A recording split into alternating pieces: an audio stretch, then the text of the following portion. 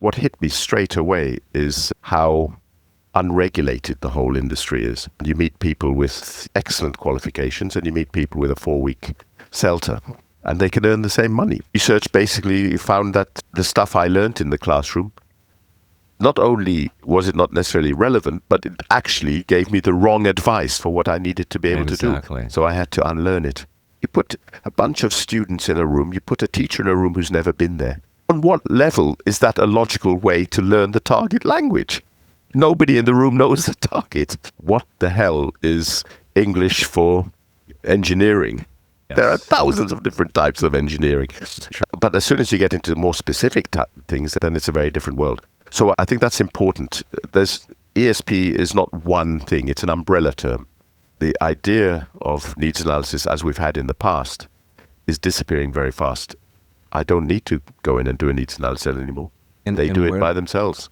We've got to have a very hard look at ourselves and stop calling ourselves experts just because we have a CELTA or a master's from 10 or 15 years ago. Those times are over, and we've really got to focus on what added value can we bring to the equation which AI can't. Very soon I realized that English is a lingua franca in the business world. Yeah. They're not doing what the teacher wants them to do. They're just getting the job done. And I love that as a definition. English as a lingua franca. Yeah, that's true. The stuff that they use when the teacher's not there. It's a bit sad, though.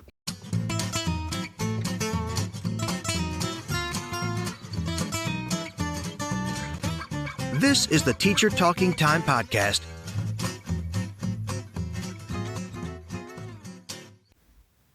Evan Frendo has been working in ESP and business English since 1993, and not from the sidelines. He spent 3 decades inside the corporate world, designing in-house programs, training professionals, managing teams of writers, consulting across industries, and constantly asking one single uncomfortable question.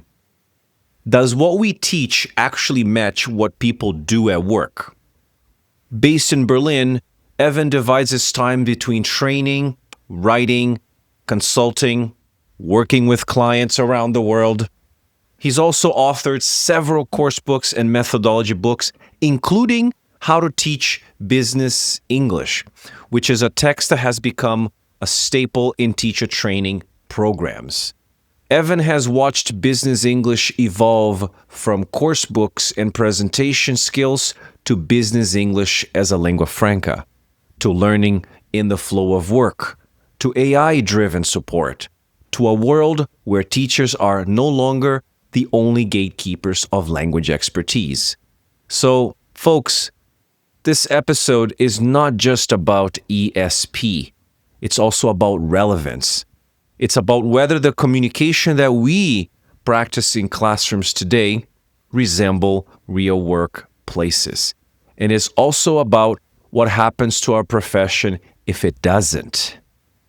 And, of course, this episode is brought to you by our partners, We Are English Teachers. If you are an English teacher and you're looking for more students, this is the place for you. I'm going to leave the link here in the bio for you to check it out. And before we jump into the episode, don't forget to support our work. Don't forget to support Teacher Talking Time.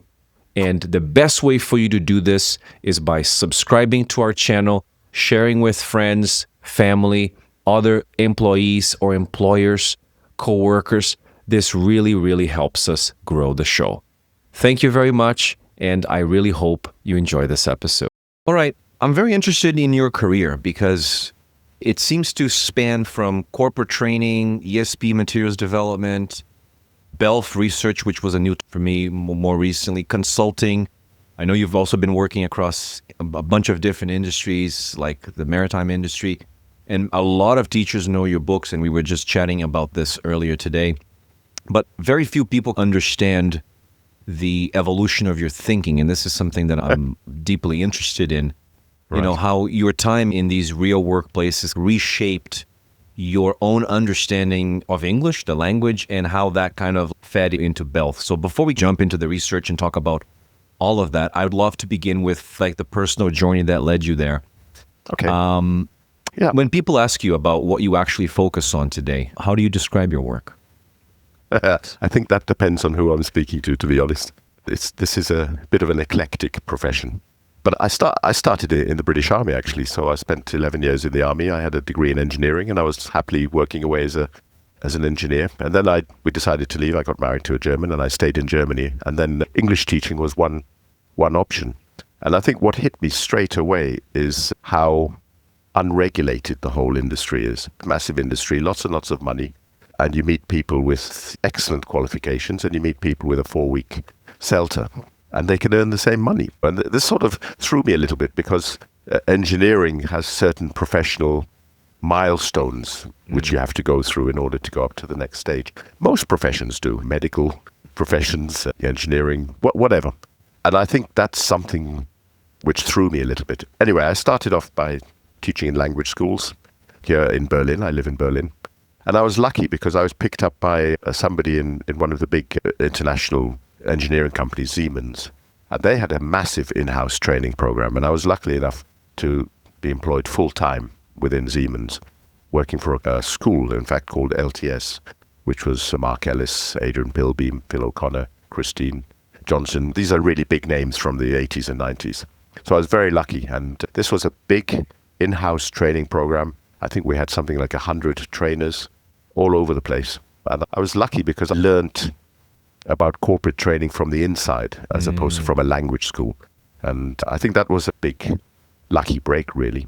And then about that time, or I suppose after I left Siemens, I had to make a decision. Was I going to do extensive teaching, so 1 hour on Mondays, Wednesdays and Fridays, or focus on more intensive training? And at that time, there was lots of hotel courses going on. And I made the decision not to do language schools Monday, Wednesday, and Friday, but to go in for these 4-day courses, 6-day courses, 1-day courses, whatever, seminars. And that was a big step in the way my career has progressed, I think. Along the way, I picked up a diploma with people like Vicky Hollett and various other big business English names. And then later I did a master's, and you guys will probably be interested to know that one of the main players on the master's degree was Jane Willis, which of course pushed me slightly towards task-based learning. But task-based learning fits in so well with what's going on in business English and corporate language training that it was a match made in heaven, and I was very happy to follow that line. And then since then, I've had various things which I think a lot of people in our profession do. I set up my own company. I had about 30 trainers working in different companies all over Europe.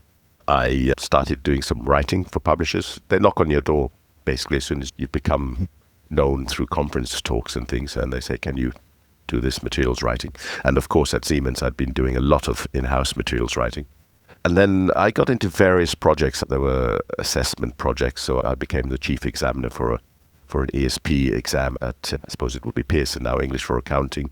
So I was involved in writing that and then looking after it for a few years. Methodology books, course books for publishers, mostly in-house materials, so has been my writing world. And then as I got older, I started getting more involved in things. I call it consulting, you can call it what you like, but it's basically advising or helping people to understand options they may have in terms of training. And of course, teacher training, a lot of teacher training over the years as well. So those are really my strands, and that's taken me up to the present day. Yeah. And how long has that been? 30 odd years. Wow. So, yeah. So I started late. I was in my 30s when I started, but a lot of people in business English and ESP come from another career. Right. And that can be very useful because it's given them a perspective outside the ELT industry. If you're an engineer and you start teaching technical English in companies, then your background will obviously help because you know the world. Yeah. Any more questions? Lots of them. I mean, even when you were describing the span of your career here, I've already thought about so many. But I wanted to ask you one, which kind of like touches on a little bit of your background as well, because one of the things I remember you saying in one of your talks, and you wrote about this in a blog post, and I think it was also in I think it was an ITEFL, Poland, or one of those ITEFL chapters, or even the BSIG, I don't remember which one of those. But I feel like there was a moment in your career when you probably realized that the English that people actually use at work is Yes. Very different from the English that we often Sure. teach in English Okay. language teaching. Yes. What was that moment? Can you walk us through that when Sure. you actually had Okay. that eureka moment? Yeah. The first couple of years I was working in language schools using normal course books, starting at chapter 1, working through, never finishing a book, but doing the standard first, present simple, present continuous, past simple, and all that stuff. Didn't really work very well, but you're not being paid very well. You don't know much about what you're doing, so it's a good framework to run a lesson. And the learners probably benefit from having a course book, a framework as well, some sort of structure. And then somebody called Michael Lewis came on the scene, and he was very big in Europe at that time, lexical approach. And this opened my eyes to a huge area which I had never really considered before, this idea of lexis as opposed to vocabulary and words. And I know he picked up a lot, now I know, of course, he picked up a lot from the corpus linguistics research from the 60s, 70s and 80s, Natigo and Carringer, for example, and all these sorts of people. And he just put it into a book, and he was a brilliant speaker. I've seen him many times. I got to know him in the end. Really? And of course, some of his Never had team, a like chance. Mark Powell. And so he became very influential, I think. Then when I went off to do my master's, I did my master's at Aston, which was an ESP master's. Right. And so that was very much focused on needs analysis, conversation analysis, corpus linguistics, that sort of stuff. And the corpus linguistics really started pushing me towards this idea. At that time, ELF was becoming fairly popular, but then BELF turned up. BELF is now called English as a Business Lingua Franca. It used to be Business English as a Lingua Franca. It's now English as a Business Lingua Franca. So it's a more difficult acronym then. No, they I still say call that it doesn't BELF. work, They still yeah. call it BELF. And there are very good reasons for it. They didn't want to say business English was a variety. They wanted to say it was the domain that was important. English Right. as a business lingua franca. So that's what everybody calls it now.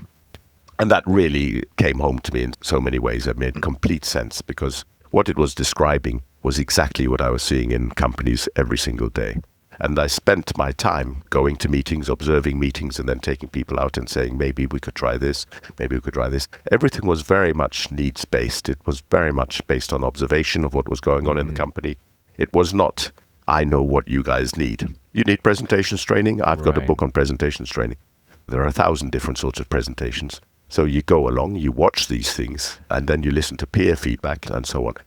But very soon I realized that lingua franca is exactly what the world is using. English is a lingua franca in the business world. And, you know, the things which testing agencies, traditional ELT books focused on, trying to look at the native speaker as a sort of target or as a norm, Right. really didn't make sense. The native speakers, however we define it, and I know it's a very complicated term, but a very small part of the English-speaking world. Most people are speaking to people who are using English as an L2 or an L3 somewhere in the world. Yeah. And they're trying to get the job done. And that's all it's about.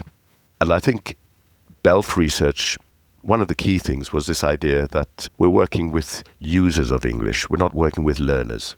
We're working with people who the next day are going to have to go into their meeting and have a meeting or do their presentation or do their negotiation, whatever we do in the training. So it's not a deficit model. This whole system we've got in ELT where, you've only got 95% out of 100. You missed 5%. Oh, you're level A, you're level B, you're C1. All this stuff is absolutely irrelevant when you're in a workplace situation and you're not trying to put an artificial number on things. You're just trying to say, okay, how can we make your use of English better? And ELF and BELF, as it came out and became more popular, touched the heart of many business English practitioners. It made complete sense. To most of us, it was what we had been doing already. And I guess that's what it was. I don't think it was an aha moment, just a gradual Realization. understanding perhaps, that the researchers, the academics, were finally publishing what was happening in the places where I worked. Later I did, maybe we'll talk about this, but later I was involved in a big project in South Korea in Maritime English. And that was very much looking at a very big corpus of conversations, radio conversations between ship and shore, and then analyzing how these could be improved, and then eventually rewriting the guidelines for international ship-to-shore communication, That's part of that team. so neat. And yeah, but the point was that you can listen to thousands of these radio conversations and they wouldn't pass a Cambridge test. They wouldn't pass a standard not. ELT test, but they do the job and they get it right. Yeah. And they follow their own rules. And what is important is other stuff to what non-specialists worry about. For me, that was a perfect example of BELF in action. Very interesting. I like the distinction of users of English rather than learners of English, because you're right. In that case, in that area, they're using it and they need to perform marginally better actual practice. You mentioned earlier too, Evan, about a decision that you had to continue with the traditional language school path or going off on your own. Leo and I talk a lot about entrepreneurship on this show as well, and you have a blend of the two. It sounds like you maybe discovered isn't the right word, but you realized that what would become BELF was an area to explore. But what gave you the gumption or the courage or whatever the right adjective would be, or noun, I suppose, the noun, the courage to say, "Oh, that's an opportunity. It's unexplored, but I'm going to go for it." What was that kind of moment like for you? That's an interesting question. It just made more sense to me because when you go away for 4 days into a hotel and work with somebody on the negotiations stuff and you do the role plays and you go over them over and over again and you film everything. And we were doing this in the early 90s. Classrooms all had cameras in them in the company, and then really helping people improve them. And it was nothing like what I had been doing in a language school where people turn up for 45 minutes. And today we're going to do page 37. It was just a completely different world. I don't know if it was gumption, it just made more sense to me. It made much more sense. And it was actually, for me, much more interesting. I know even in a couple of years of working in a language school, you start getting bored of course books. If you've done the same course book over and over again, it's not that the students or the learners get fed up with the course book. It's the teacher that has the problem. And so, of course, in company with in-house materials, which are changing all the time and which really are based on needs analysis, it's a very different game. So, yeah, that made more sense to me. It's funny because what you just said about students getting bored of the materials, teachers getting bored of the materials, and the whole idea of a deficit model. I'm hearing a lot, especially now. Andrew and I have been in the college industry for a little while. And one of the things I have noticed, and I have received quite a lot of comments from students, and they all tell me the exact same thing. Leo, how many times am I going to be taught the difference between a and the? I've been taught present perfect at least 5 times in the last maybe 8 months. It seems like the learners, the people who are the users of the language they are somewhat awake to this idea that they want to actually use the language, not so much learn about the language. Yes, and I think exactly. the question that I have for you then is, because you said that a lot of ESP trainers, like people who teach English for specific purposes in this case, they are more, and I remember you saying this, they're more like consultants as opposed to traditional teachers. I think what I'm trying to understand is, how has that distinction shaped the way you see your own identity as a professional? Okay. I think it might be worth just discussing what we mean by ESP first, because Yes. I think it's important to point out that there are 2 areas. There's the ESP in universities, pre-experience it's called, normally in universities, but before people get into work. And then there's what's happening in work. And these are completely different worlds, completely different. What's the difference between them? The first thing I think is that in a university setting or in a college setting or in a pre-experience setting, you don't really know what people need to be able to do in English. You don't know the target situations. What the hell is English for engineering? Yes. There are thousands of different types of engineering. But as soon as you get into more specific things, then it's a very different world. So I think that's important. ESP is not one thing. It's an umbrella term. Business English is the same. It's a big umbrella term. It covers a variety of completely different things. Huh. And I think what we might call commercial ESP or ESP outside the world of colleges and universities is focused on very different things. It's focused on getting people to perform better in the workplace because you can identify what they need and you can practice that language. Yeah, I think it's as simple as that. I feel sorry for people working in universities. I think it's a much harder job in some ways. The whole idea of ESP, the central tenet is something called a needs analysis. So what happens in the university? The first thing is you have 24 hours in a seminar. What sort of needs analysis decides beforehand how many hours it's going to take Yes. and how often you're going to True. meet. It was messed up. And to for do sure. what, right? Yeah, exactly. So the whole idea of needs analysis in that sense doesn't work. Of course, there is an attempt to do a needs analysis as much as possible. But needs analysis means so many different things depending on the context you're working in. So business I'm not English sure I class answered with your question. 24 But people, and some of them have never had a job in their life, and some of them, yeah, it's a huge challenge. But it's a very different thing. So if in that situation you have a course book and there's an article from The Economist or Harvard Business Review or something, and everybody goes, oh, good, let's read this. It's authentic business material, and then we can use that as a basis for a discussion. That's nothing like what happens in a company. Who needs to read the Harvard Business Review and then have a discussion about it in a real With company? a list of comprehension questions. Yeah. Exactly. Yeah. So they're very different worlds. Okay, so this brings me to another question then. So for teachers who are inserted in those contexts, like Andrew, myself, and what would be perhaps the sweet spot for people like us? What would you Get into say companies. is... Get into companies. The FTBE had a syllabus, but in some parts of the world, it included going into companies, working with or watching in-house trainers in action. I think in ELT, we are very good at qualifications which never look at the target situation. And how on earth can you be a business English teacher if you've never actually watched different international meetings, analyzed them, had feedback on your conversation analysis, found out what was wrong with the communication in that meeting? We're working blind really very often in the ELT industry in that sense. A lot of guessing. So, yeah. So I think, there has to be much more connection with the real world outside. And it's not easy, don't get me wrong. And this is not my idea. People have been talking about this for years and years. How to do it is a challenge. And it's expensive, of course. But otherwise, you've got a teacher in a room teaching a bunch of learners, and nobody in the room actually knows what a meeting looks like, except what they've read in some course book.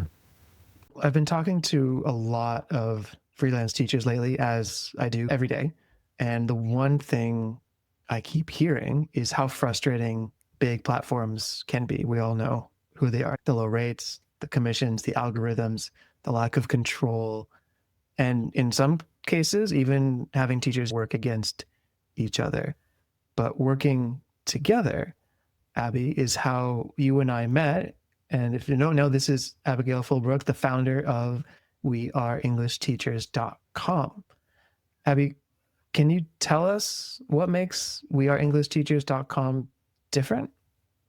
Oh, yes, of course. I designed We Are English Teachers for independent teachers who want to find students in their own way. So learners come to the site, they can search for teachers or courses and contact the teachers directly for free. There's no commission, there's no fee to contact the teachers. And the teachers, you can set your own prices, you manage your payments, you manage your calendar, and you keep every dollar that you earn. I love that. It's really about taking back control of your teaching and of your own business. That's it, exactly. And it's a membership as well as being a member and being listed in the directory. You get access to our community. It's called Elevate, and that has workshops, accountability, it has meetups and support from other independent teachers. So you get to meet people who are growing real businesses as well. Incredible. I love this so much. So if you're listening and you're an independent teacher and you want to move away from those platforms that we mentioned, you want to get help finding, securing, and keeping your next English students and clients, go to the website weareenglishteachers.com and join Elevate today. That's weareenglishteachers.com. Abby, thank you for this. Thank you. How did you do it, Evan? The business English term, you're right, is an umbrella term. And we work a lot and they say, I'm going to focus on business English. And we say, okay, great. Where are we going with this? But it's also difficult to sit if someone's listening and they're just starting and they haven't started at all. For sure. And maybe learning from experience is important. How did you, if you look back 20 years, 25 years, starting? I know the answer is you go in your environment and you with people where you already are, but it's a little more complicated than that. If someone wants to eventually get into, okay, I help sales teams in AI sales, etc., as specific as we can get. Okay, great, but how do you navigate finding that kind of more specific? I think a lot of it is luck, to be honest. I don't think you go out at the beginning and say, I'm going to be an expert in this niche. These niches turn up. So I had a master's in ESP, and I'd published a book and I'd given a few talks. So the people in Korea rang me up and said, hey, you may have some of the things we need to look at our project.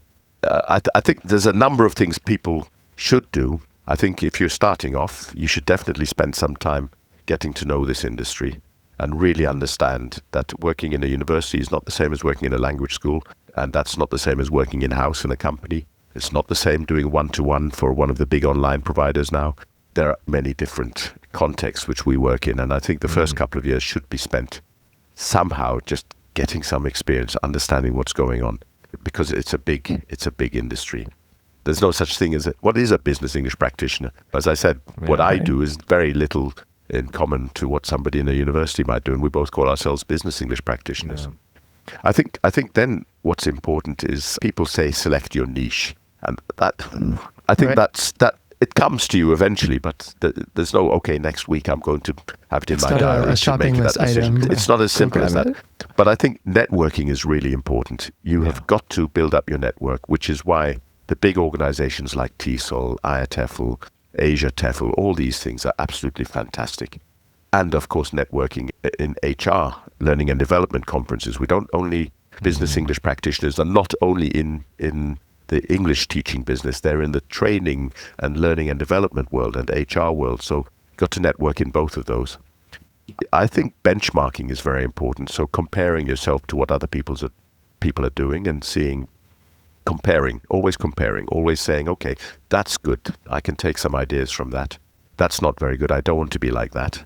I think you've somehow got to become known for your niche somehow. And that might be at one of these conferences where you go and just give talks, always about roughly the same topic maybe, but people will come to know you and respect you for that area. And I've just come back from the BSIC conference, which is one of the special interest groups in IATEFL. Right. And there are always people there from language training departments, HR departments, looking for talent. And they're not going to pick you up unless you stand up in front of a PowerPoint screen and give a presentation and learn the game yourself, you know. So selling yourself, I think, is important. Perhaps find a mentor. I definitely had 3 or 4 people in my early years, and I thought, that's how I want to be. And I really focused on learning what made them tick and trying to copy them as much as possible. That's really good advice. The advice about the conferences, not just the ones in our field, because I have friends who have businesses in different fields, and they always say, you want to go to a mix, but go to a conference where your clients might be, right? For us, conferences with other teachers. Well, the teachers aren't the ones that are going to buy our services per se. So in your example, to go to the tech conferences, go to conferences. Yes. Because those are the people that might be actually hiring you. And I was recently at a big HR conference here in Germany, 3,000 people, so maybe not that big, but pretty big.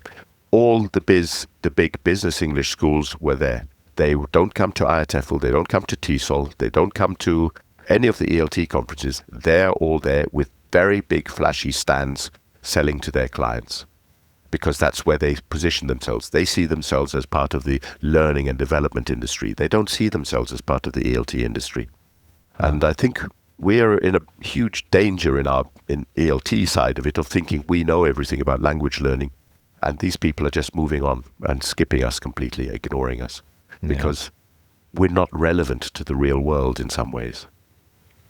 I like that. We're not relevant, which is true, which is becoming true. And I see that becoming the norm in the next couple of years, perhaps. And I think one of the things you've mentioned, and I want to go back to that, because you were to BELF.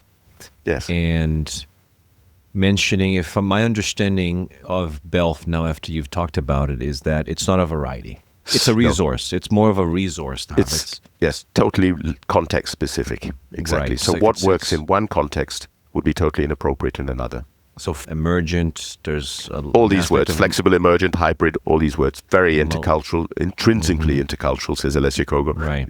Absolutely. All these things are part and parcel of It's funny BELF. you said that, because I attended a conference recently, and they were talking about BELF, and I feel like it was the opposite of what we're just talking about here. So based on that, perhaps you could shed a light on some of the most common misconceptions about BELF that you encounter. Okay. Yeah. I think the first thing is this idea that it's a variety. It's like some people think business English is a variety of English. It's not. It's only talking about the domain or the context we're talking about. So English as a business lingua franca, in whatever domain, it is going to be completely different. And this came across to me when I remember working in-house at Siemens, for example, but other places too. And I've got involved in teacher training or looking after teachers. And I would go and observe classes, and people would be giving advice about how to write emails or what to say in a meeting. And I would say, no, you can't say that email is wrong. In that context, it might be perfectly It's acceptable. interesting, There is no correct email or incorrect email. There is just one is slightly better than the other, and it Oh my always gosh. depends on who you're writing to. Yeah. And this is completely different to the whole idea of Coursebooks, for example, Yes. which present standard models. Exactly. And now I'm not against Coursebooks. I think they have their place sometimes. But there is a danger. So that's one of the big misconceptions, you're right. And then I think the whole other thing about ELF and BELF research is that it's changed over the years. So some people still think of it in terms of Jennifer Jenkins' research in the 90s, where she was trying to find a common core, and a lot of pronunciation stuff, phonology, if you remember, because that was her area. Nowadays, BELF people are talking much more about multilingual, about translanguaging. The whole picture has changed in terms of what we're looking at. And the latest books are all talking about things like social justice. So we're Yes. going back to Freya and people with ELF research and BELF research. So Yes. it's not a static Critical thing. pedagogy, yeah. ELF is whatever it is in your context at the time. Does that,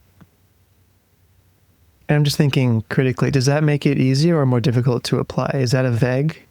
I think once you've got Definition? over this idea in your head that there's something called English, once you pass that stage and move into something called Englishes and move into something which looks at languages as being blurred around the edges, fuzzy around the edges, and something is not right or wrong, it's just better or worse, then I think it's a lot more fun and a lot more interesting because, these questions about how do I use the present, past, bloody continuous stuff. I haven't done that stuff for 25 years. I couldn't draw those timelines anymore because they're irrelevant to me. Who cares about this stuff? So But true. Conditionals, if we're talking about doing role plays for negotiations and somebody struggles with it, then we might have to look at some sort of if sentences. And I always end up pointing out that there are 51 types of if sentences, and forget the 3 or 4 common ones that they put into the course books. And Which, by everybody the walks way, away. we Really annoyed. interviewed.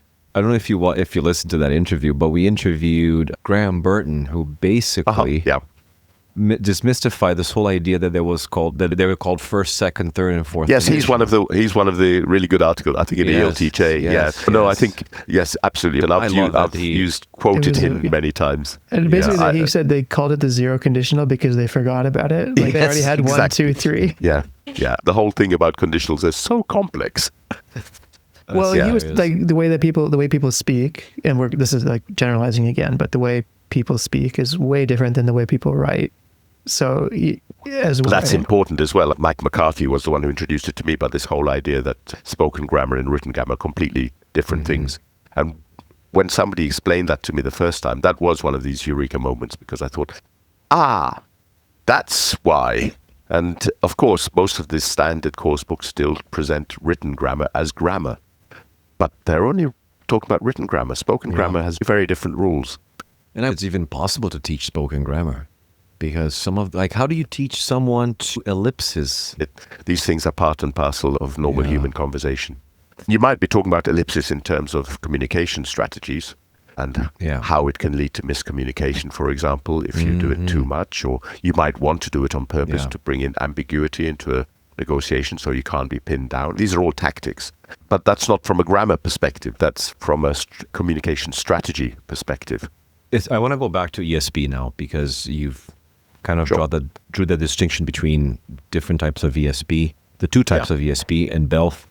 And I feel, as you've mentioned, ESP has relied over the years on needs analysis, specificity, genre analysis. And BELF, my understanding is that BELF doesn't really reject it, but it further complicates it a little bit. And your work has shown that workplace English is somewhat situational, it's shifting, and as you said, it's highly context bound. Yes. Which I think raises very difficult questions for how ESP is actually taught. So I want to talk a little bit about that tension. So where do you see, Evan, where do you see ESP approaches succeeding, and where do they fall short when compared to what BELF research shows about real workplace communication?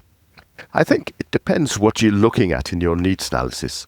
I think if you're doing a needs analysis where you're trying to identify only linguistic aspects, then you are going to struggle because, of course, different meetings will have slightly different ways of saying pretty much the same thing. You go into a company A and company B and they say, use different words for the same thing. The linguistic side is part of it. But I think a needs analysis is much more than that. It's looking at the overall communication aims of your communicative event and then trying to help people perform better to get the outcome they want.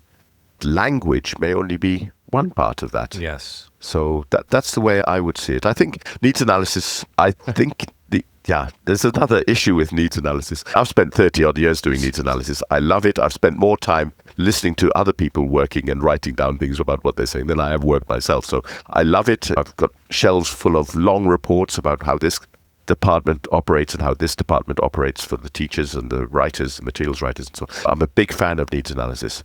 The problem now is that there's a lot more informal learning going on, in the sense that everybody in their desk has ChatGPT or Perplexity or Claude or Gemini. Very often they're built into the company software.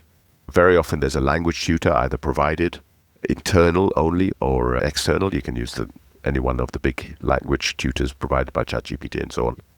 And so people are actually getting just-in-time support without any teacher being present at all.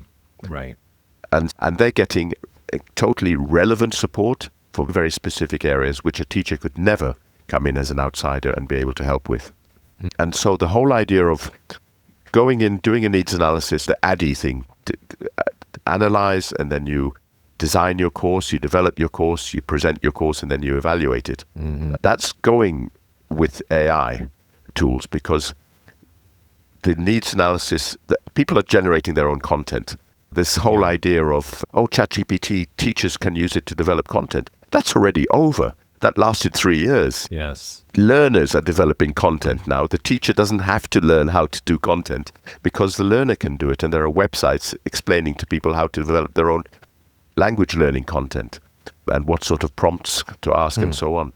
I think the concept of needs analysis in that situation, where we're moving away from formal, structured classes, in other words, do your needs analysis, design your course and do your course, that's slowly going out the window in companies where people are doing it by themselves, and then the teacher's role is becoming something different. It's more of a mentor, a coach, somebody on the side who can bounce ideas off, bring in stuff which the AI can't help with, maybe some sort of relational or personal relationship, or just asking questions to help with the critical thinking of what the AI is producing.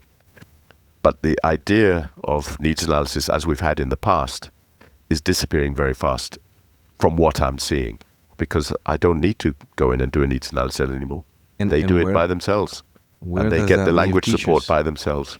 I think that's the question. What's happening? What's going to happen to teachers then? It's actually funny. It's a question that a lot of people have asked us. Yeah, it's a huge question. And to be honest, nobody really knows. I think that certainly in corporate training, I think informal learning is going to become more and more, because companies don't want to take people out of the class. I think one of the questions was about this. They don't want to take people out of the workplace and give them a formal training course. It's expensive. It's out of context. You're sitting with a bunch of people who do slightly different jobs to you and so on. Learning in the flow of work, as they call it, LIFO, is actually where the action is in companies. And they're doing it for compliance training, for sales training, language training, everything. It saves a lot of money and it's much better performance support. Can we talk a little bit does about that leave that? Teachers? There's still going to be formal training. And if you're a helicopter pilot, you can't learn on the job the English you need in order to land your helicopter. You have to have been on a course and learned that stuff beforehand. So there will still be courses. I think the education system around the world, with all the universities and schools, won't change that fast. People know it will change, but it's difficult. There's so much the system itself is controlling what happens in schools and universities to a certain extent. I spoke to a couple of people at this conference I was at last week, and they said, oh yeah, AI is only about cheating, and AI stops you thinking for yourself. And these were two university professors, and I thought, that's a very different perspective to what's happening in companies. That wouldn't be an excuse. It's how can we make this AI better? And when you start looking at how these language tutors are evaluated with a human in the loop, in other words, you have an evaluation system which is continually improving the internal company-specific language that they use. And then a human goes in to check what it's doing, and it goes back into the system, and it's going round and round. And that's far better than any traditional way we've been having. So what are teachers going to be doing? I have no idea. Everyone's been thinking about this recently, right? Do you view it, and I'm trying to think of examples in my mind, right? So do we view it as like the travel agent, the modern travel agent, where Booking.com and these have basically made travel agents obsolete, except for people who prefer, the small minority of people who prefer that? That's the point, yes. Or is it a complement, like where it can be added on and teachers will find a complementary role, not replace, but find a complementary role within it? Or is AI Booking.com? Yeah, let's have this conversation in 5 years and we'll see. I have no idea. What I'm playing with these language tutors, I'm sure we all are.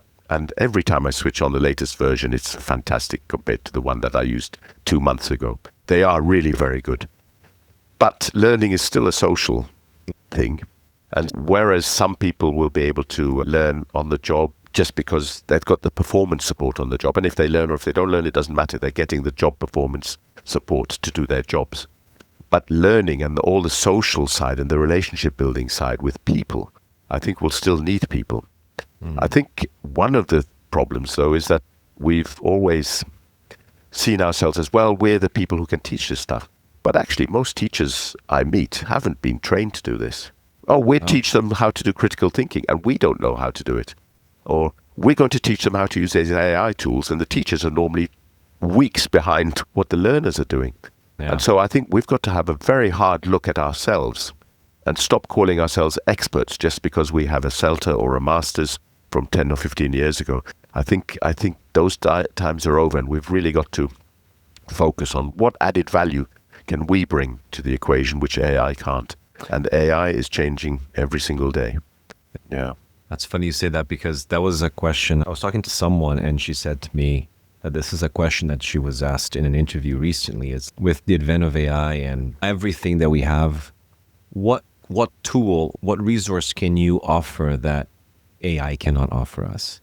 And I feel like that's a question that I think a lot of teachers are going to have to ask themselves, because if all they can do is teach grammar in linear fashion, I don't think that's not going to work. They're not going to be they're not going to be around for very long. And I want to go back to 2 points here. Go ahead. Just to say, all of that stuff, there's opportunity too. More niches will emerge. There's going to be more opportunity for people who can take advantage of it. These things are cyclical. For sure. We're seeing like the Airbnb thing is over. Like now hotels have come back into fashion.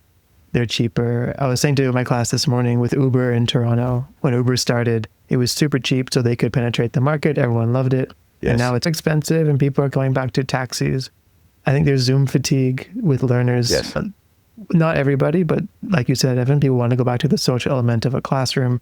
So there will be choices that consumers and customers make. Classrooms might be tricky because they're very expensive. And if we think about putting people into a room and taking them out of work, the cost to the company, in my world, is nothing to do with the classroom.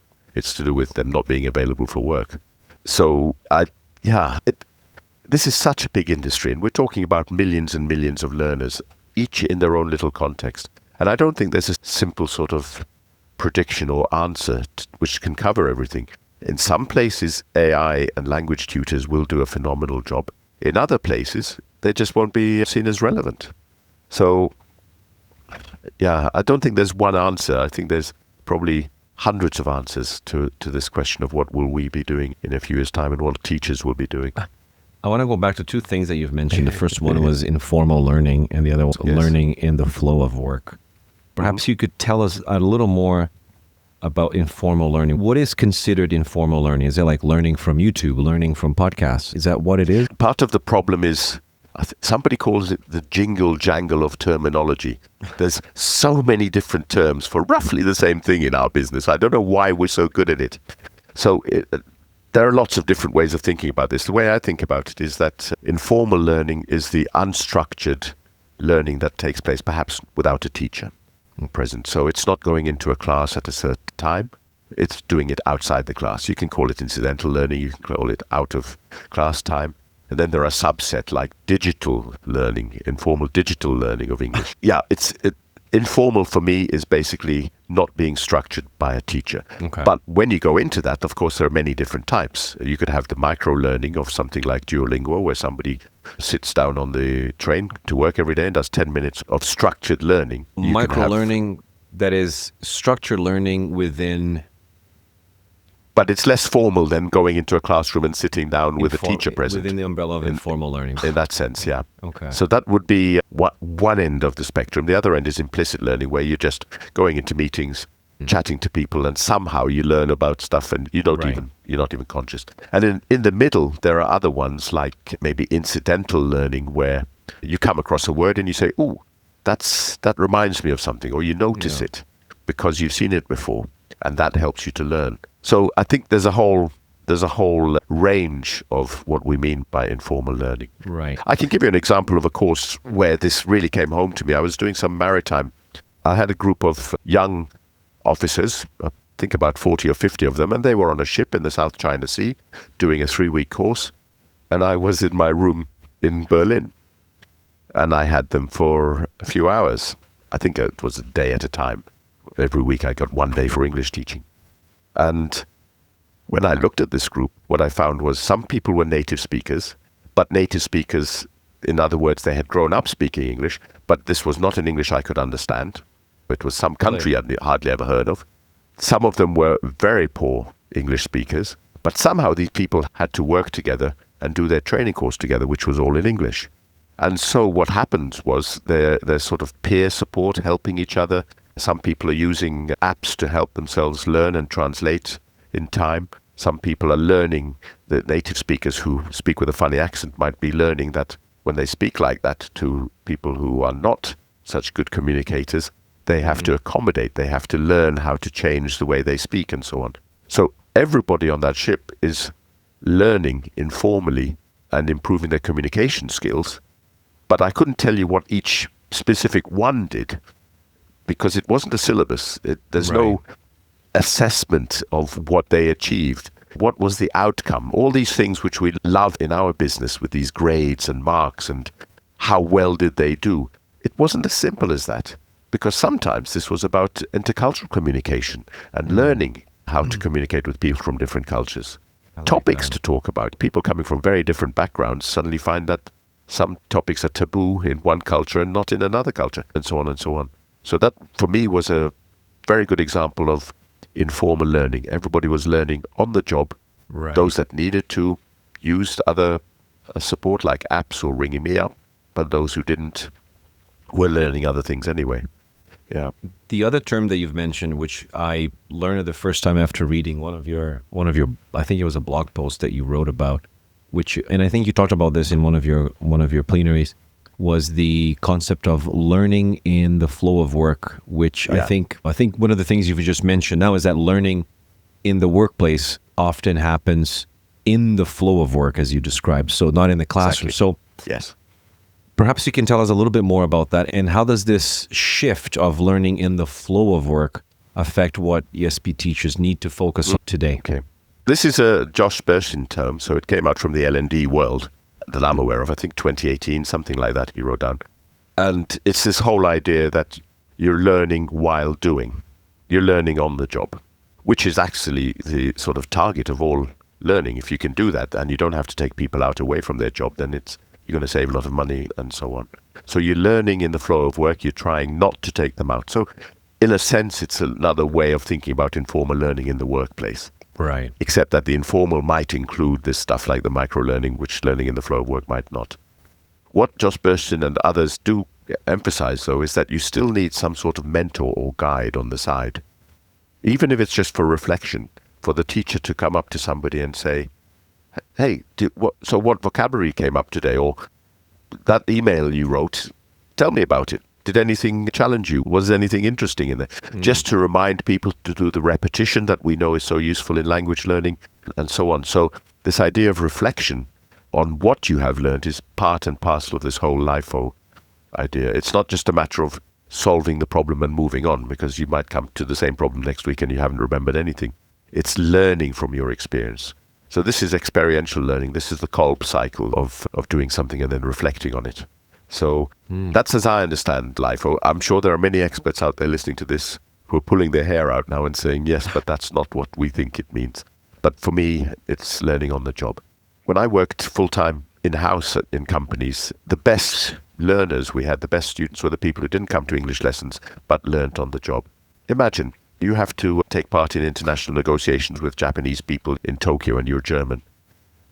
Go to a class in Berlin with a English or go and try it out and then speak to various people in your network who have done it before and learn from your mistakes, speak to your peers and learn by doing. That's a more deep end approach for sure. It's very deep end approach, and there's plenty of research to show that's actually how people learn. Susanna Ehrenreich, one of the big BELF people, 2010 I think, something like that, wrote about how communities of practice is where people learn, not classrooms.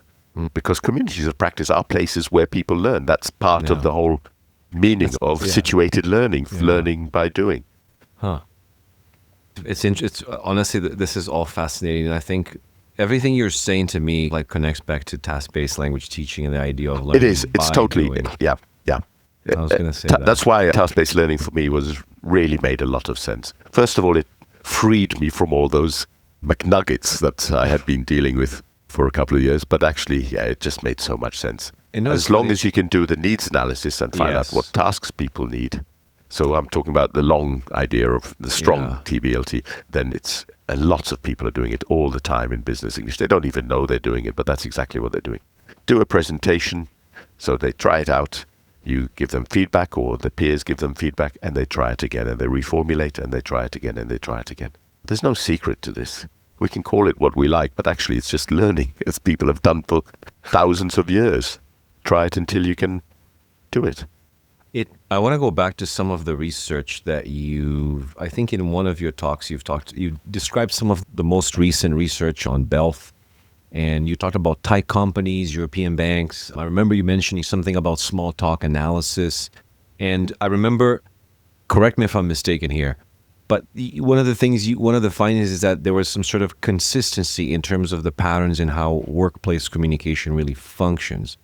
And of course, a lot of that really challenges some of the assumptions that we have discussed here when it comes to English language teaching. And it gives us a lot of evidence that I know we just can't simply ignore. But there was one study, and I don't remember exactly the study right now, but they basically suggested that novices must unlearn school norms. Yes, I know. Miyuki Takani, I think, She's Japanese researcher. That was the one. Yes, so that's how people become BELF users. Yes. Exactly. They have to and I really like the idea of unlearning. I think that's a concept, it's a mindset thing that I'm fascinated by. Because, her research basically found that when she started interviewing people, she found that that's what people were saying to her. That the stuff I learned in the classroom, not only was it not necessarily relevant, but it actually gave me the wrong advice for what I needed to be able to do. So I had to unlearn it. And it makes complete sense. You put a bunch of students in a room, you put a teacher in a room who's never been there. I've said this a couple of minutes ago, but on what level is that a logical way to learn the target language? Nobody in the room knows the target. Which brings me to the question then, like, how does that unlearning actually play out in workplaces that you've worked with? To be honest, there's very little research on this. People like Helen Basturkman, who's a big ESP researcher, have written several times, and other people are saying the same thing. We really don't know very much about how people learn in the workplace. Now, if you think the sort of education system, language learning in language schools, in secondary schools, in universities and so on, that's a massive industry. But if you look at corporate training and you look at all the informal learning that's going on, that's much bigger than all the rest put together. So this is actually the bigger part of the ELT industry. And we're not researching it because people are tied into their own world of universities, and researchers have to produce their article. So they're forced into finding something to do very easy, which they can do on their own. We're not looking at the questions and saying, what is it we need to know? We need to know how people learn in the workplace. Let's research that. That's not how research works. Every individual researcher seems to do it the other way and say, I have a journal article which I have to get in by September. Let me research my students. So I'm being a bit cynical. Somehow the research agenda doesn't seem to be quite where it should be, in my eyes anyway. And there's not mention, Evan, about communication skills, and communication strategies, intercultural, which appears to be, and correct me if I'm wrong here, I would say the real core of BELF competence. Yes. In your opinion, with all your experience in this field, which strategies, because I actually don't know, and this is a genuine question, which strategies stand out as the most essential across industries? Okay. I think helping people become aware of the English they're using is part and parcel of this game. But the communication strategies we always emphasize are things like accommodation training. So slowing down your speech in order that the other person who may not be as good as you can understand. So for example, we had some German engineers. Their English was all great. They'd all been to 7 years of school, blah, blah, blah. Their English was great, according to a standardized test. Right. We had to make their English simpler so that the people they were working with on the shop floor in China could understand them.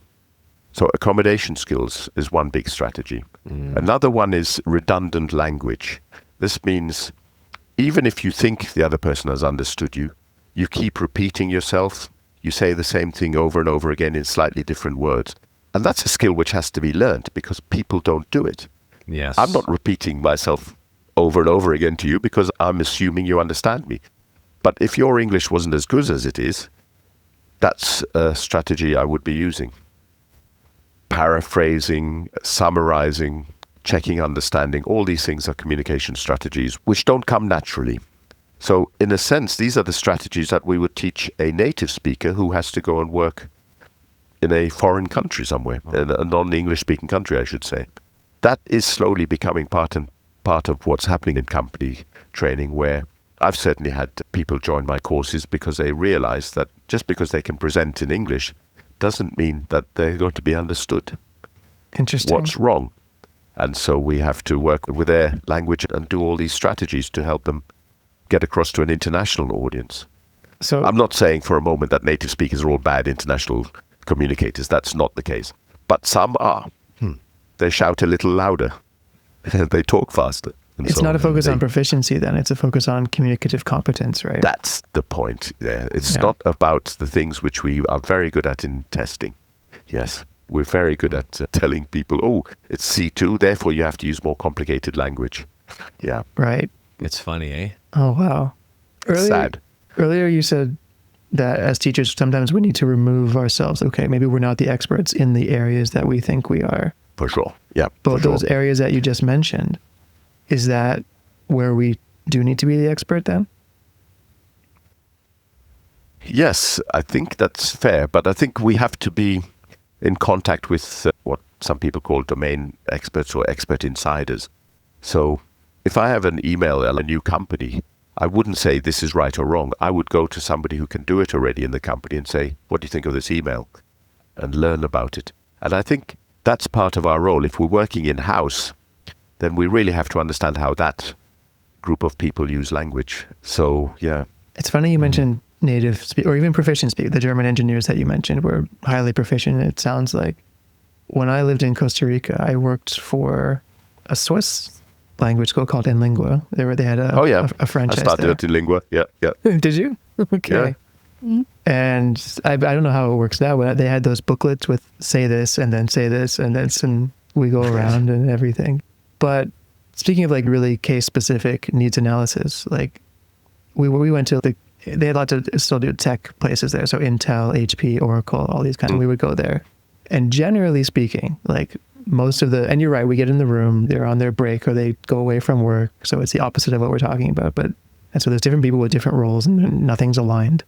But generally they would say, hey, my biggest problem is when my boss, who's from the US, calls Yeah. or comes down to it's we don't know and they don't understand us. And Yes. but on the other hand, there is an emerging market of what you've said where there is focus on the native speaker now. Yes, for sure. In being more, because in that scenario, looking back 15 years ago is silly, where we had, or there was an entire company of Costa Ricans, all, and then one, Yes, U.S. exactly, representative yes. coming down that would Standard. disrupt everything. Yes. It would have been easier to train that one person Yes. on how to Exactly. communicate. No, yes, that's a perfect example of one of the issues. And in fact, it reminds me of one of my favorite definitions of English as a lingua franca. I was running a course in Malta, where they have a lot of language schools, and every class is full of people from all over the world. And we were talking about this concept of English as a lingua franca. And then one of the people in the room stood up and said, "So this is the language they use when the teacher's not there." In other words, they're planning to go to a party or a nightclub or go and do some tourist stuff. In other words, they're just communicating. Yeah. They're not doing what the teacher wants them to do. They're just getting the job done. And I love that as a definition of English as a lingua franca. Yeah, that's The stuff that they use when the teacher's not there. It's a bit sad, though. It is. And actually, Andrew, I think you will remember this connects very well to what Sarah Mercer said as language of compliance. That students use in the classroom is just language to comply with the expectations of the teacher, of the curriculum, of the textbook, or what have you. Fascinating stuff. It's Probably amazing how all extend that these... to the language that teachers actually use when they're not teaching. Exactly. Yeah. This is a complex business we're in, guys. Very complex. Yeah. Evan, one of the things you often ask teachers is this: does the communication you practice in class, which is related to what we're talking about now, does the communication you practice in class resemble what people actually do at work? But if a teacher realizes the answer to that question is actually a no, with your experience, what would you say is the first small shift they can make? Being aware of that issue. But I'll give you an example. I was in a company many years ago, and I went to the department head, because you interview various stakeholders, and we were designing some in-house materials for in-house courses. So I went to the department head and I said, "Look, can you talk me through some scenarios so I can write some role plays, some simulations, which we can then use in the training?" And he looked at me like I was stupid, and he said, "Evan, you can't write these. I will write them for you." And lo and behold, a week later, he sent me 12 perfectly written role play scenarios, which I got paid for. And that was the point. We have to work. One of the big things in needs analysis is that it's collaboration. It's collaboration with a lot of different stakeholders, including the expert insiders. We cannot do it on our own. This is not the English they need. It's this difference between English for the workplace and English for their workplace. And what we're always trying to do in-house is English for their workplace, not English for the workplace. And I think that's something I try and keep in the back of my head all the time. It's their workplace we're trying to help with, not this fictitious thing called the workplace. The workplace. Yeah, I like that. I love that. Why does that difference matter so much? I think you're trying to help them do their jobs better. Yeah. And so giving them general stuff isn't necessarily, of course it will be useful, but not as useful as more specific stuff. I'll give you an example. ESP. ESP is very often described as narrow angle or wide angle. Narrow angle is much more focused, much more specific. Wide angle. English for engineers would be a wide angle, but engineers who are building gas turbines would be much more narrow angle. Or think of it like a chef. And you're teaching somebody to work in a restaurant, in a kitchen, as a chef. You can do English for a kitchen, and you can do all the utensils, and you can do everything else. But if that person needs to go and work in a Michelin restaurant, they need to know the specific local dishes, language their boss uses in that. It's a very specific context they're working in. So that would be the difference between English for the workplace. This is a spoon, this is a pot, this is an egg. And what the Michelin chef might require his staff to be able to understand in English. So I think that's how I would see this English for their workplace. It makes a lot of sense. It's a compromise, and we can't always do that. We can't always do that, for sure. Yeah. We're going to get into the audience questions here in a second, but I have that made me think of one I'll be for the first question, because a lot of podcasts and a lot of social media now asks very binary questions. It's this or that, and obviously it's usually more complicated than that. But I was going to ask who benefits more from this, the company or the employee getting this training, but I think that doesn't matter. Yeah. How does the company measure progress or results so they're investing X amount of dollars, whatever, into this. How do they, at the end of, for a 12-week periods, how do they usually measure the progress? Yes. This is the ROI, return on investment. It's the holy grail of all training, English teaching, everything, compliance, sales, leadership training, and so on. And the problem is that what you're looking at is trying to measure something which is long-term and which is not separable from so many other factors. So, for example, I might teach somebody to be a better negotiator in English, but that doesn't mean that it's my English training which has helped him win the negotiation. There could be a dozen other factors, from the price or the other side has too many things to sell, whatever it is. And so ROI is incredibly difficult to measure. And I know people talk about ROI. You can measure, for example, how many hours people have done in training. You can look at test results if you're testing the right stuff, and so on. But actually measuring the impact on the business of language teaching is very difficult because it's a long-term thing and lots of different factors. I don't think people have claimed to be able to do it, but I'm not sure it's as simple. I'm not sure it's as simple as that. I wonder if there's a need, we could talk about this forever, but there's another needs analysis there for the company at the beginning. So there's a gap in my team we don't get the responses to emails that we want, for example. And then maybe after a certain amount of time, you are getting more of those kinds of responses or something along those lines. Yes, if it's very specific area, you might be able to do it. I've worked in call centers, for example, where clearly at the end of the training, people could take the calls and respond much better, much more fluently and so on than they could at the beginning of the course. So one would assume that the return on investment was worthwhile. But it doesn't measure the return of investment in terms of how many more sales did that company make because their people could speak English better. Right, impossible. It's a tricky one. Association, it's a tricky one. Or or just coincidence. Yeah. You know this very well, Andrew. We've done some work that requires sales, and we've seen people who actually speak English really well and they couldn't sell. Yes. Well, for sure. Yeah.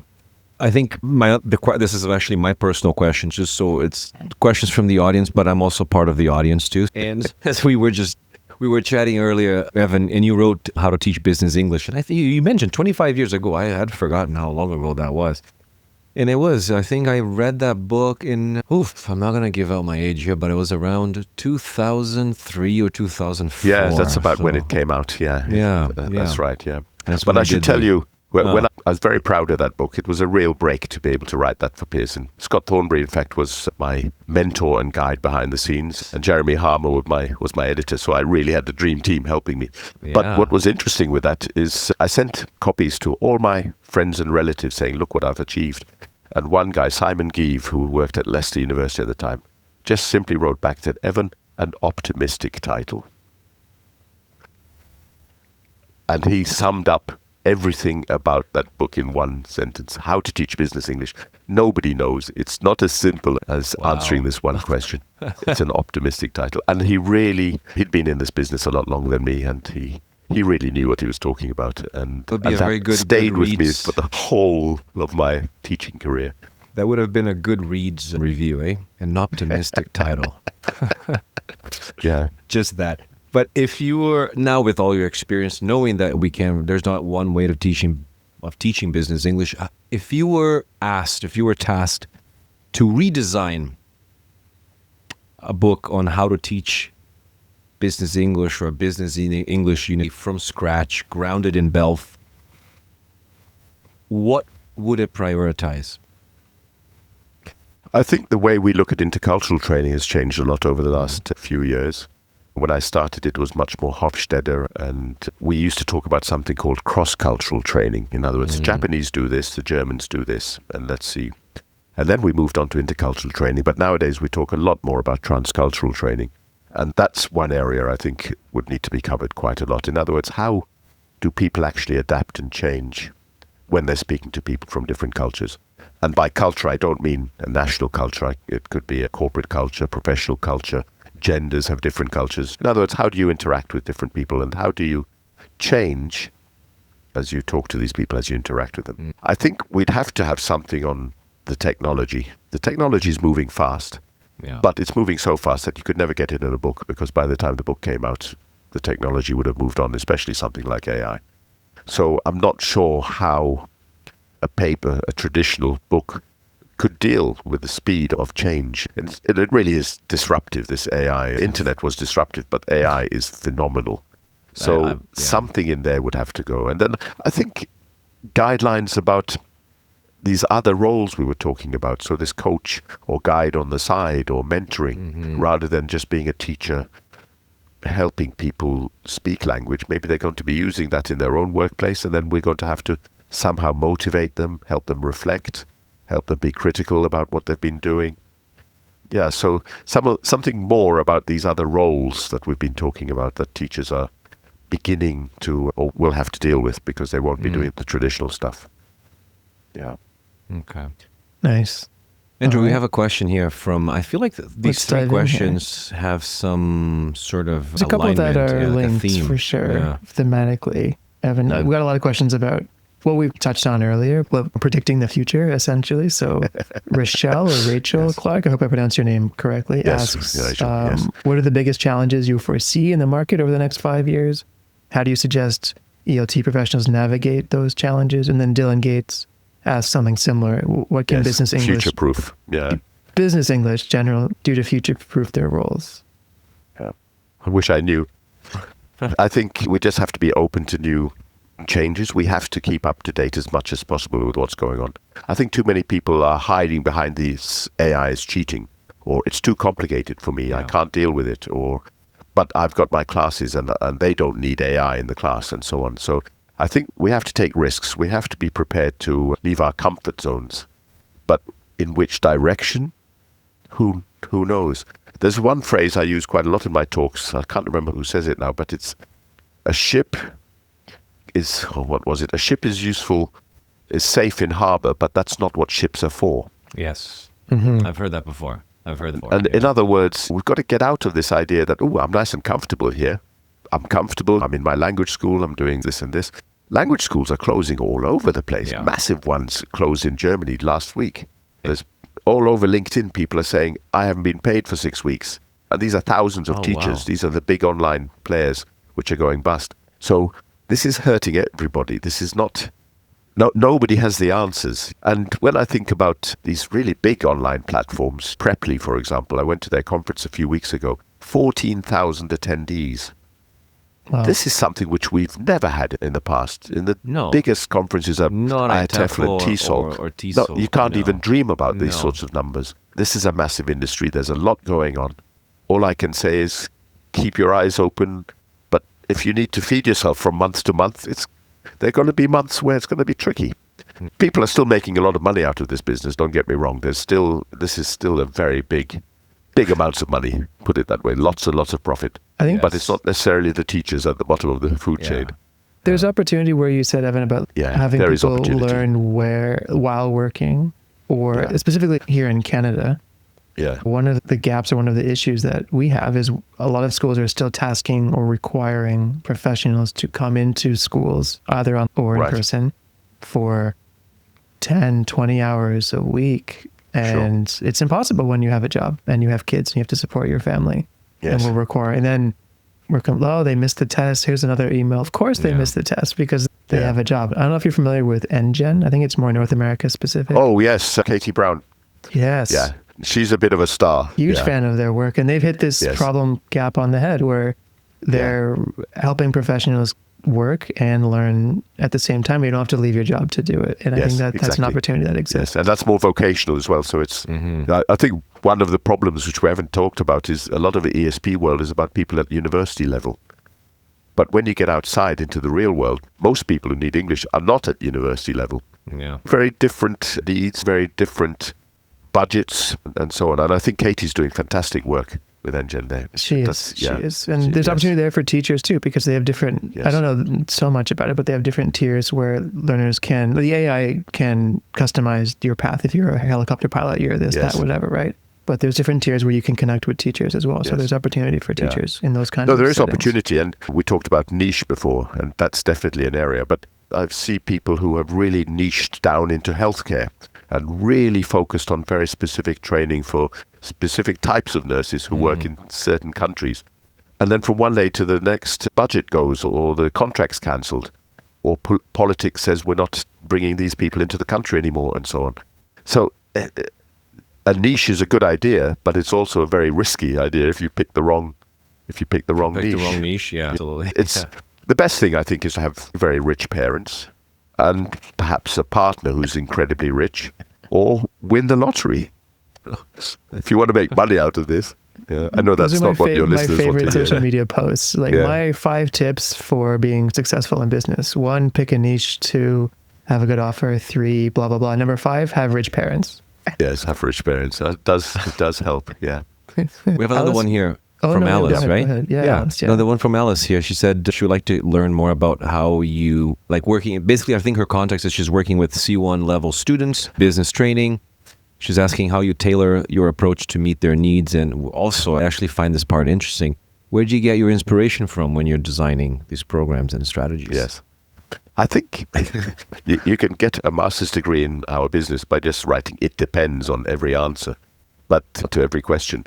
And it does depend. What's the context these C1 learners are in? What is a C1 learner? Now, CFR has done some very good things, but there's also some big problems. And one of them is these labels it puts on people.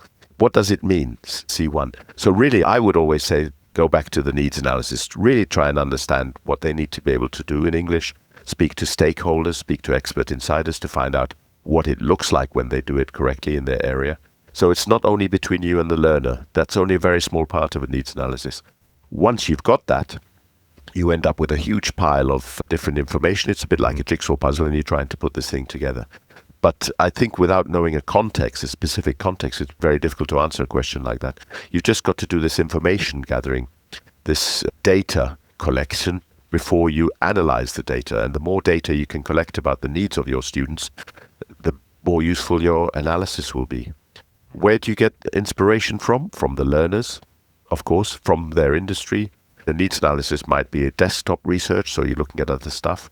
You're definitely going to be using AI nowadays to get inspiration, and it's very good. I have a class of blah, blah, blah, and they need to do blah, blah, blah.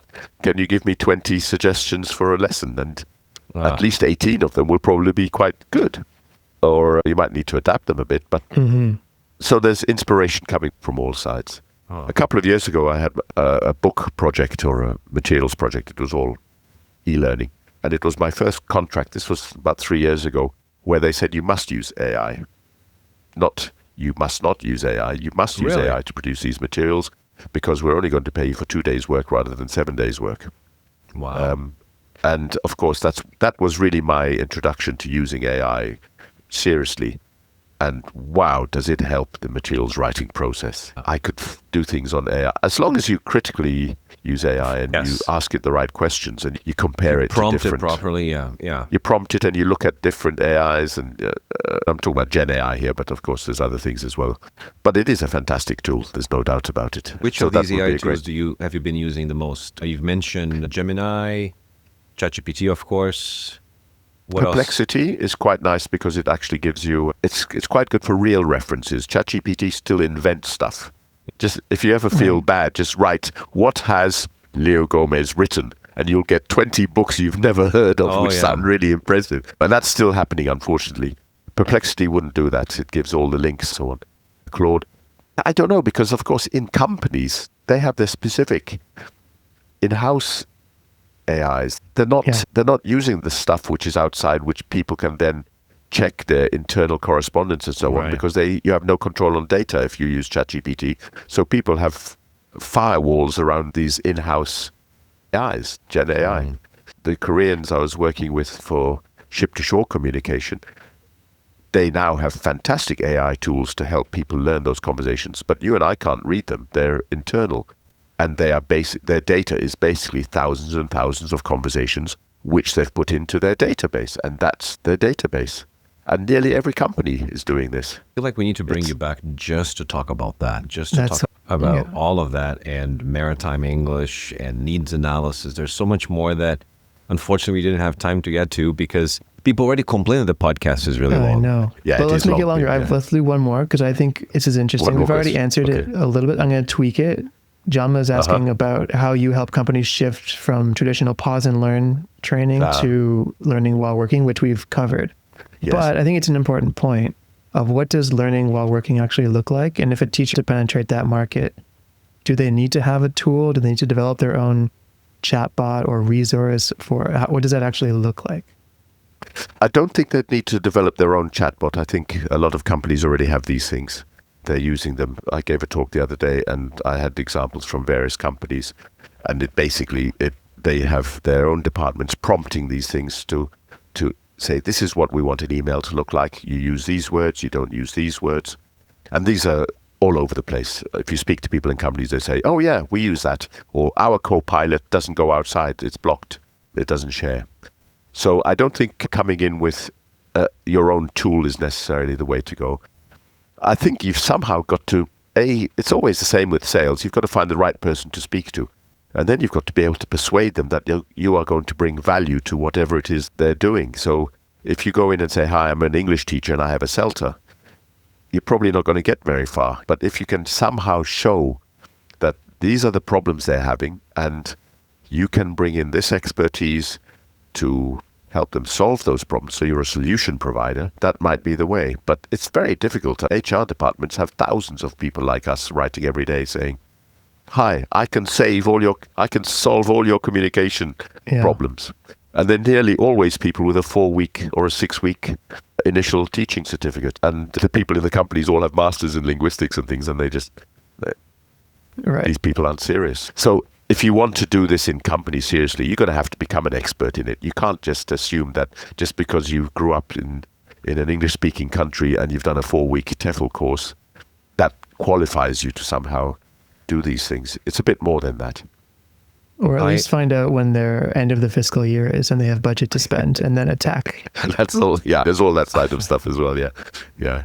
I want to end on a positive note here because one thing I've learned from all of this here, Evan, after talking to you for almost 2 hours now, is that it seems to me that there is a level of humility that you've mentioned here that is needed in language teaching and workplace communication, and this idea that the real expertise actually really comes from, I would say, observing how people actually interact, how people communicate, not from, as you said, not assuming that we are experts and we already know. And I think that's a very powerful message.